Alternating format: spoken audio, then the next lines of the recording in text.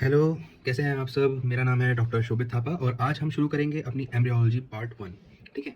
ये आपको सब एग्ज़ाम्स में हेल्प करेगा, चाहे आपका आईएनएसएट हो, एफएमजी हो, नीट पीजी हो या फिर यूपीएससी सीएमएस हो। ठीक है? एम्ब्रियोलॉजी में ये 4th वीक का स्ट्रक्चर है। ठीक है? ये जो पार्ट है it is neural tube. Neural tube is formed by neuroectoderm under the influence of notochord. ठीक है? इसके जस्ट नीचे जो ये ग्रीन स्ट्रक्चर है ये नोटोकॉर्ड होती है। आपको पता ही है कि नोटोकॉर्ड आगे जाके जो रेमिनेंट होती है हमारे पास नोटोकॉर्ड। ठीक है? न्यूक्लियस पल्पोसस के फॉर्म में हमारे पास रेमिनेंट इसका होता है, वही नोटोकॉर्ड ये है। देन अगर मैं ये ऑरेंज की बात करूँ तो this is P. Then red की बात करूँ इट इज़ आई एंड जो ग्रीन वाला है वो एल। तो पिल आपको याद रखना है, P for paraxial mesoderm, I for intermediate mesoderm and L for little plate mesoderm. ठीक है? लिटिल प्लेट मेसोडर्म में आपको एक यहाँ पे एक स्ट्रक्चर दिख रहा होगा खाली खाली, इट इज़ सीलोम। ठीक है? जो आप 12th में पढ़ते थे coelom, it is intra embryonic coelom. इसके ऊपर एक्टोडर्म होता है, एक्टोडर्म में होता है सोमेंटोप्ल्यूरिक मेसोडर्म और इसके नीचे जो हमारे पास होता है स्प्लैंक्टोप्ल्यूरिक मेसोडर्म जो कि एंडोडर्म की तरफ होता है। ठीक है? चलो अब चलते हैं आगे। अब पढ़ते हैं paraxial mesoderm. Paraxial mesoderm primitive somite 42 से लेके 42 पेयर्स होते हैं, उससे बनता है। Then it changes to definite somite which is 36 to 38 पेयर। ओके, पैराएक्सियल मेसोडर्म अगर क्वेश्चन आएगा पैरा सोमाइट किससे बनते हैं, तो सोमाइट हमारे पास पैराएक्सियल मेसोडर्म से बनता है। This is very important question. अब ये तीन स्ट्रक्चर में हमारे पास आगे डेवलप होता है, dermatome, sclerotome and myotome. Dermatome में हमारे पास स्किन बनती है, डर्मिस बनती है, कहाँ की? बैक की। ठीक है? पेट की हमारे पास स्किन बनती है। स्क्लेरोटोम में एक्सियल स्केलेटन जैसे रिब्स, वर्टिब्रा जैसी चीज़ें बनती हैं। मायोटोम में स्केलेटल मसल्स बनते हैं। This is very important. ठीक है? मायोटोम्स जो मसल्स होते हैं वो पैराएक्सियल मेसोडर्म सोमाइट से आते हैं। इसके दो पार्ट होते हैं, एपीमेयर्स, सॉरी, एपीमेयर एंड हाइपोमेयर। एपीमेयर जिसको एपीएक्सियल मेसोडर्म भी बोलते हैं, इसमें से इरेक्टर स्पाइनी बैक की मसल्स आती हैं और हाइपोमेयर में मेनली हमारे पास लिम्स की मसल्स आती हैं। ओके, बाकी एब्डोमेन मसल, पेल्विक मसल्स वगैरह भी आती हैं। चलते हैं और डेप्थ में हमारे पास lateral plate mesoderm. Lateral plate mesoderm में एक सोमैटोप्ल्यूरिक होता है। सोमैटोप्ल्यूरिक पैराइटल लेयर बनाती है और ये मेनली हमारे पास डर्मिस, क्योंकि बैक की डर्मिस तो हमारे पास पैराक्सियल ने बनाई थी, सोमाइट से बनाई थी। तो जो फ्रंट की और लिम्ब की जो डर्मिस होती है वो सोमैटोप्ल्यूरिक मेसोडर्म बनाता है। अलॉन्ग विद दैट ये हमारे पास अपेंडिकुलर स्ट्रक्चर्स बनाते हैं, अपेंडिकुलर स्केलेटन बनाता है। तो ये तीन चीज़ें जो मुझे लगती हैं सबसे इंपॉर्टेंट है, आपकी कौन सी मसल्स कहाँ से आ रही है, मेनली जितनी भी मसल्स हैं वो पैराक्सियल मेसोडर्म से आ रही है। डर्मिस, बैक की डर्मिस पैराक्सियल मेसोडर्म सोमाइट से, लेकिन फ्रंट और लिम्ब की डर्मिस सोमैटोप्ल्यूरिक मेसोडर्म से। ओके, देन पढ़ते हैं स्पैंक्लोप्यूरिक। याद रखना है आपको, पी में कभी भी पी नहीं होता। तो स्पैंक्लोप्यूरिक में हमारे पास पी आ रहा है तो it is a visceral layer. इसमें हमारे पास जितनी भी smooth muscles and cardiac muscles होती हैं वो हमारे पास बनती हैं, except spleen and microglia. Except spleen and microglia. Okay, little plate mesoderm के बारे में और डेप्थ में जाते हैं हमारे पास। ठीक है? ये इसके ऊपर वाला चीज़ हमने डिस्कस कर लिया था, ये सीलोम है। इसके ऊपर वाला पार्ट एक्टोडर्म है, नीचे वाला एंडोडर्म है। ठीक है? एक्टोडर्म की तरफ हमने पढ़ लिया था सोमैटोप्ल्यूरिक होता है, नीचे स्पैंक्लोप्यूरिक होता है। इसका जो क्रेनियल एंड होता है, क्लियर क्लियर, ठीक है, क्रेनियल एंड की तरफ सेप्टम ट्रांसवर्सम होता है, वेरी इंपॉर्टेंट। और जो कॉर्डल एंड, जो टेल एंड होता है उसमें होता है बक्कोफेरेंजियल मेम्ब्रेन। यही बक्कोफेरेंजियल मेम्ब्रेन जब रप्चर करता है तो it give a mouth opening, ये माउथ ओपनिंग बनाता है आगे जाके। लेकिन हमारे लिए जो एग्जाम में इंपॉर्टेंट है it is septum transversum. Septum transversum it is a most cranial structure before folding.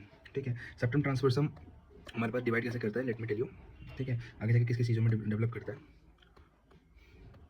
ठीक है? सबसे पहले ये हार्ट का फाइब्रस पेरिकार्डियम बनाएगा, फॉलोड बाय दैट ये डायफ्राम का सेंट्रल टेंडन बनाता है। ठीक है? Central tendon.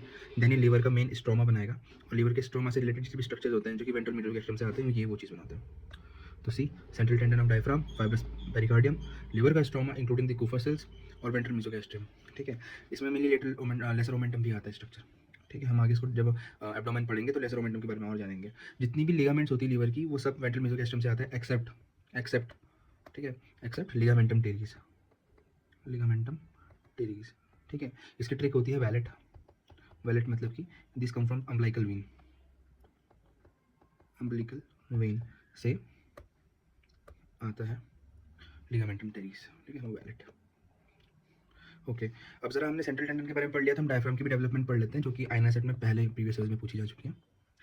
डायफ्राम हमने बता दिया था कि जो सेप्टम ट्रांसवर्सम होता है वो सेंट्रल टेंडन बनाता है, दिस इज सेप्टम ट्रांसवर्सम। ठीक है? Developing in central tendon. फिर मायोटोम होता है, सर्वाइकल मायोटोम, उससे लेटरल मस्कुलर पार्ट बनता है, this is the lateral muscular part.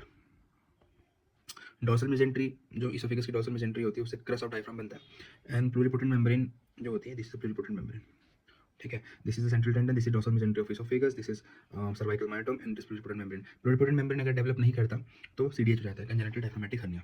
ठीक है? तो इसमें से मार्क कर देते हैं वो कि बता दो कि कंजेनिटल डायफ्रामेटिक हर्निया किसकी दिक्कत वजह से होता है, तो यहाँ पे 1 2 3 और 4 लिख देंगे। तो this is the correct answer. ठीक है?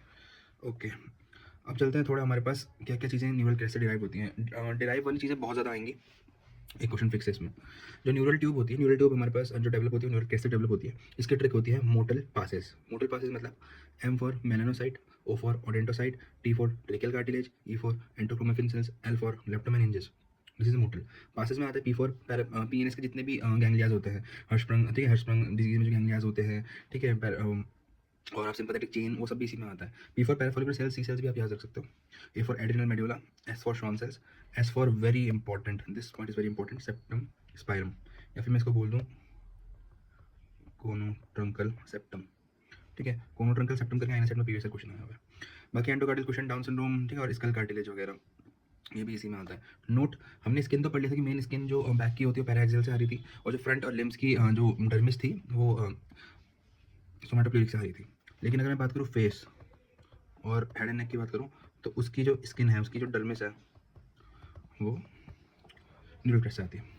ठीक है, ओके, एड्रिनल के बारे में थोड़ा पढ़ लेते हैं। एड्रिनल का थोड़ा वो डेप्थ में पूछते हैं। तो एड्रिनल मेड्यूला जनरली हमारे पास न्यूरल क्रेस्टल्स एक्टोडर्म से आता है, लेकिन कॉर्टेक्स की बात करें तो कॉर्टेक्स हमारे पास इंटरमीडिएट मेसोडर्म से आता है।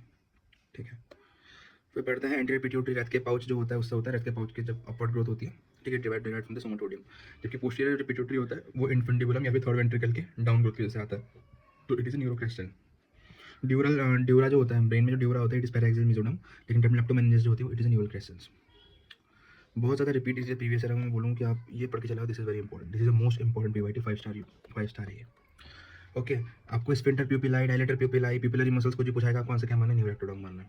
आपको सिलरी मसल्स पूछे जाएंगे, सिलरी मसल्स, आपको आंसर न्यूरोएक्टोडर्म मानना है। आपको ये दो चीज़ें याद होनी चाहिए आई में। बाकी ascending aorta, pulmonary trunk, coronary artery, जितने भी ब्लड वेसल्स बड़े बड़े से वो भी न्यूरल क्रेस्ट से आते हैं। बाकी मायोएपिथेलियल जो मेमोरी ग्लैंड में मायोएपिथेलियल सेल्स होती हैं इट इज सरफेस एक्टोडर्म। ठीक है, तो आप इतना याद कर लो तो it is more than sufficient. ठीक है, डेरिवेटिव्स वगैरह। अब पढ़ते हैं फेस की डेवलपमेंट। फेस की डेवलपमेंट 4 से 8 वीक में शुरू हो जाती है। This is a fronto nasal process. ठीक है, this is a medial nasal process, this is lateral nasal process. ठीक है, ये क्या है, ये मैक्सिलरी प्रोसेस है, और जो नीचे वाला है पूरा इसके नीचे वाला structure it is a mandibular process. ठीक है, जो कॉल्यूमेला सेंटर का जो नोज का सेंटर का एरिया होता है इट इज अ कॉल्यूमेला, या फिर मैं बोल दूँ कि इसी के जस्ट नीचे फिल्ट्रम होता है। ये कैसे बनता है, ये दो मिडिल नेजल प्रोसेस के जॉइनिंग के थ्रू बनता है। अगर इसमें दिक्कत हो जाएगी तो मिड लाइन क्लेफ्ट हो जाएगा। ठीक है, मिड लाइन क्लेफ्ट हो जाएगा। अपर लिप, जो अपर लिप हमारे पास साइड वाला होता है it is a maxillary process and middle nasal process के फ्यूजन से बनता है।